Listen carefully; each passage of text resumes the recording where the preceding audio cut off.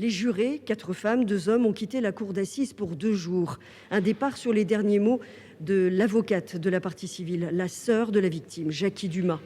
Je leur ai demandé de se souvenir, quand ils prendraient leur décision, de cette femme qui est restée 20 minutes à côté de l'homme de sa vie en train de le regarder agoniser. En temps normal, on appelle les pompiers, même à la limite, elle peut dire il s'est passé un accident, mon ami j'ai blessé mon ami, venez vite, j'ai peur qu'il meure. Quelqu'un réagit comme ça. Malgré son enfance compliquée, j'ai pas d'empathie parce que je sens trop de froideur.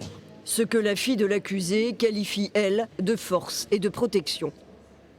Elle a appris avec le temps à le faire parce qu'elle était beaucoup plus sensible avant, mais les épreuves de la vie ont fait qu'elle a appris à se renforcer, à faire face aux obstacles, aux méchancetés du monde extérieur, de sa bulle de confort.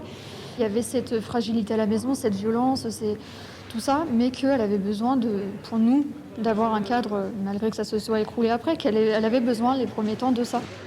Le 8 mars 2018, lorsque la dispute éclate au domicile de Mireille Tournier, Jackie Dumas, fortement alcoolisée, se saisit d'un couteau et veut lui couper le nez, comme il lui avait déjà coupé les oreilles quelques années avant. Alors Mireille Tournier tente de détourner la lame de son visage et dit avoir retourné le poing de son compagnon vers lui. La lame de 12 cm s'enfonçant alors facilement entre 2 côtes dans le thorax de la victime. Est-ce un meurtre ou des violences sans intention de donner la mort ? Les réquisitions de l'avocat général sont attendues lundi matin. Le verdict, lui, dans l'après-midi.